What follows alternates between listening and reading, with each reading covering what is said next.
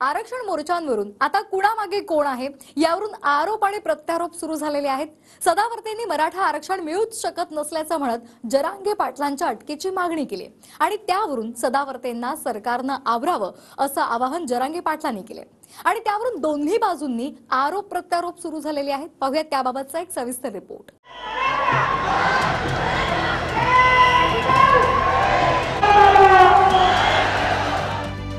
आरक्षणाची लढाई आता कुणामागे कोण उभा आहे या आरोपांनी गाजू लागली आहे। एकीकडे सरकार आरक्षणाबाबत प्रत्येक समाजाचं समाधान करण्याचं आश्वासन देते आणि दुसरीकडे मराठा समाजाला आरक्षण मिळूच शकणार नसल्याचा दावा सदावर्ते करतायत। त्यावरून फडणवीसांचं पिल्लू असलेल्या सदावर्तेंना समज देण्याचं आवाहन जरांगे पाटलांनी केले, तर जरांगे पाटलांचे पॉलिटिकल बॉस शरद पवार असल्याचा आरोप सदावर्तेंनी केलाय। सन्माननीय न्यायालयातून आदेश मिळवावा, त्यांच्यावर योग्य कारवाई करावी, वेळ पडली तर प्रतिबंध करावा, तेवढंच नसेल होऊन जमत नसेल तर योग्य ती अटक सुद्धा करावी अशी मी मागणी केलेली आहे। आणि आता 1 लाख मराठे एकत्र आले, त्या गोरगरीब लेकरांचं कल्याण होणार आहे, तर तिथं सांगतो ते हिंसा करणारे त्याला अटक करा। मराठ्यांच्या विरोधात आग ओकायचं कमी करा। उपमुख्यमंत्री देवेंद्र फडणवीस साहेब त्याला समज द्या, तो तुमचा कार्यकर्ता आहे। पंतप्रधान साहेबांनी देवेंद्र फडणवीस साहेबाला समज द्या, खालचे कार्यकर्ते ते अंगावर घालायले। राष्ट्रवादी काँग्रेसच्या वयोवृद्ध पुढारी शरद पवारांनी जाहीर करावं की ते जरंगेचे समर्थक नाहीत म्हणून। मला तर असं वाटतंय की आता शरद पवारांना जरंगेचे समर्थक होण्याची वेळ आली काय हे सुद्धा आता शरद पवारांना पत्रकारांनी प्रश्न विचारला पाहिजे। ही जी आहे ही जरंगे जत्रा होती आणि ती काय जत्रा शरद पवारांच्या वलयाखाली होती का हे येणाऱ्या काळात महाराष्ट्राला समजून जाईल। मराठा समाज प्रस्थापित असल्यामुळे आरक्षण मिळू शकत नसल्याची भूमिका सदावर्तेंची आहे। दुसरीकडे सदावर्ते यांच्याच संघटनेच्या कष्टकरी जनसंख्यात निम्म्याहून जास्त मराठा समाज असल्याचा दावा सदावर्तेच करतायत आणि त्यांच्याच हक्कासाठी त्यांनी कामगार संघटनाही उघडल्या। मुख्यमंत्री ब्राह्मण आहेत म्हणून तुम्ही मराठ्यांनी देवेंद्र फडणवीसांना करून दाखवलं नाही। मराठ्यांनी देवेंद्र फडणवीस यांना वेठीस धरलं, यांना त्रास दिला। ऑर्डिनरी सर्कमस्टन्सेस म्हणजे फार अँड फ्लंग असावे लागतात। एकही मराठा फार अँड फ्लंग नाही। आज सुद्धा प्रभावशाली मसल पॉवर आहेत। एक मराठा, एक मराठा, एक मराठा, एक मराठा, ते माझे बांधव आहेत, ह्युमन बिंग आहेत। मग त्यांचं आरक्षण घालवलं नाही नाही तसं नाही। ते मी संविधानिक दृष्टिकोन दाखवला, संविधान वाचून दाखवणं आणि संविधानिक काम करणं याच्यात काही चुकीचं नसते।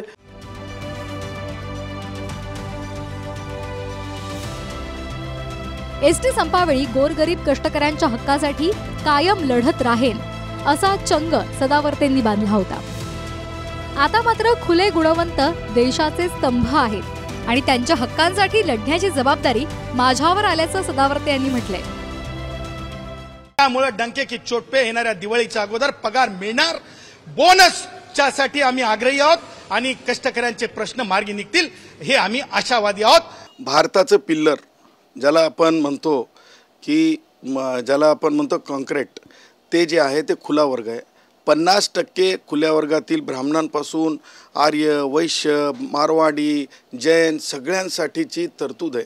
त्या खुल्या वर्गातले गुणवंतच देशासाठी, म्हणजे तेच म्हणून नाही सगळेच गुणवंत असतात, परंतु हे गुणवंत फार महत्त्वाचे असतात। हे कुणीतरी त्या जागा वाचवण्यासाठी प्रयत्न केला पाहिजे, ती जिम्मेदारी माझ्यावर आली, ही आनंदाची बाब समजतो मी।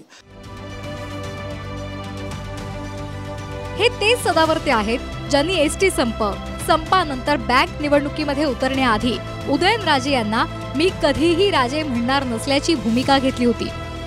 नंतर जेव्हा एसटी बँकेच्या निवडणुका लागल्या तेव्हा सदावर्तेंनीच साताऱ्यामध्ये जाऊन उदयनराजे यांच्या नावाचा जय जयकार केला। सगळ्यात अगोदर तर नामधारी राजे आहेत। भारतीय संविधानाच्या आर्टिकल 18 वाचल्यानंतर राजा गाद्या काही राहिलेल्या नाहीयेत, हे सगळ्या बाद झालेल्या आहेत। जिंदाबाद जिंदाबाद जिंदाबाद जिंदाबाद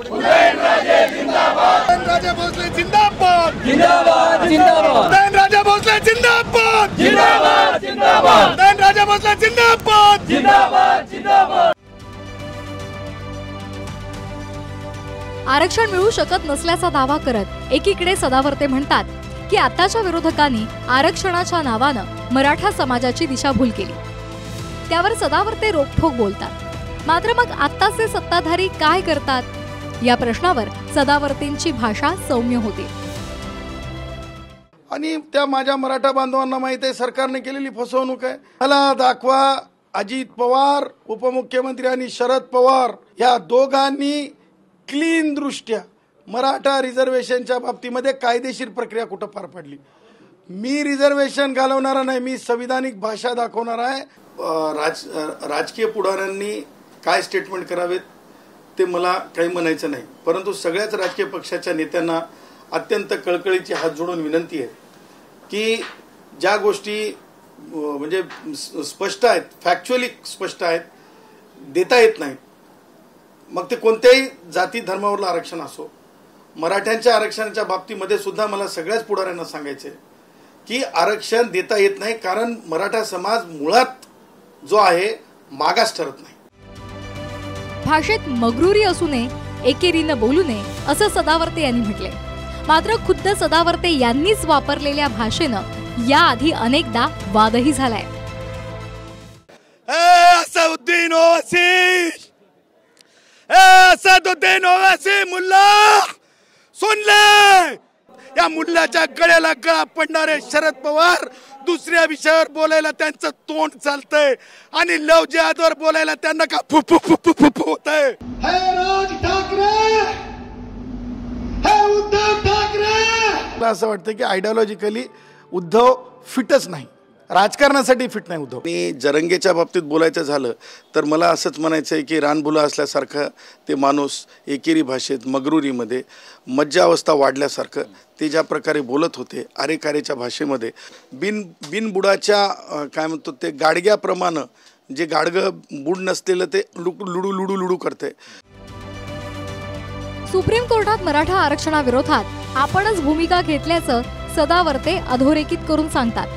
मात्र मराठा आरक्षण त्यामुळे मिळणाऱ्या सवलती या विरोधात कोर्टात जाणारे सदावर्ते किंवा त्यांच्या पत्नी एकट्या नव्हत्या, तर वेगवेगळ्या 10 ते 12 याचिका एकत्रित करून त्यावर सुनावणी झाली. याचिकाकर्त्यांमध्ये सदावर्ते यांच्या पत्नी जयश्री पाटील, संजित शुक्ला, मधुश्री जेटलिया, देवेंद्र जैन, कमलाकर दरोडे, ईशा गिरीश देशमुख, आदित्य विमल शास्त्री, अमिता ललित गुगळे, सागर दामोदर सारडा, विष्णुजी मिश्रा, रुचिता जितेंद्र कुलकर्णी, मोहम्मद सईद नुरी आणि उदय थोपले यांनी सुद्धा मराठा आरक्षणाविरोधात कोर्टात अपील केलं होतं. मात्र या केसचा उल्लेख जयश्री पाटील विरुद्ध महाराष्ट्र सरकार असा झाल्यामुळे सदावर्तेंचं नाव याचिकाकर्त्यांमध्ये आघाडीवर राहिलं. जयश्री पाटलांचे वकील गुणरत्न सदावर्ते होते आणि याचिकाकर्ते संजित शुक्ला यांचे वकील अरविंद दातार. दुसरीकडे आदल्या दिवशीच जरांगे पाटलांच्या सभेत हिंसा होण्याचा आरोप सदावर्ते यांनी केला होता. मात्र सभा शांततेमध्ये पार पडली. त्यावरून जेव्हा कोल्हापुरात दंगलीवेळी शंका उपस्थित करणाऱ्यांवरच बोट ठेवलं गेलं, तर मग आता गुप्तचर विभागाकडे नसलेली माहिती सदावर्तेंना कुणी दिली याचीही चौकशी व्हावी अशी मागणी विरोधक करू लागले. अंतिम सांगणे सरकारला, अंतिम सांगणे जालन्याच्या पोलीस अधीक्षकांना, पुनरावृत्ती घटनेची पूर्णपणे होण्याची 100% खात्री आहे. त्यामुळे तशी घटना घडू नये, मागच्यासारखी नाहक लोकांना त्रास होऊ नये. त्यामुळं श्री जरंगे पाटील यांना योग्य कारवाई करावी, वेळ पडली तर प्रतिबंध करावा. सदावर्तेंचे विश्वासार्हता तपासण्यासाठी आहे. आता हा विषय जर सदावर्ते सांगू शकतील की कुणाला माहिती आहे, पोलिसांनी ती माहिती घ्यावी की सदावर्तेंना ही माहिती कुठून मिळाली की हिंसक घटना घडतील वगैरे वगैरे. त्या माहितीचा स्रोत त्यांनी शोधावा आणि त्याच्यावर कारवाई करावी. तुर्तास सध्या विविध समाजाच्या आरक्षणाच्या मागण्या होत्या. जरांगे पाटील मराठ्यांना ओबीसी प्रमाणपत्र देण्याची मागणी करतायत. बबनराव तायवाडे, आणि शेंडगे यांनी ओबीसींच्या टक्क्याला धक्का लागता कामा नये म्हणून इशारा दिलाय. धनगरांना एसटी मधून आरक्षण द्या म्हणून पडळकरांनी जागर यात्रा सुरू केली आहे. आदिवासींमधून धनगरांना आरक्षण दिलं तर सर्व आदिवासी आमदार राजीनामे देतील असा इशारा अजित पवार गटाचे नरहरी झिरवाळ हे देत आहेत. आणि देशाचे स्तंभ असलेल्या खुल्या गुणवंतांवर अन्याय होऊ नये असं म्हणत सदावर्ते मराठा आरक्षणाविरोधात मैदानात आले. Bureau report TV9 Marathi.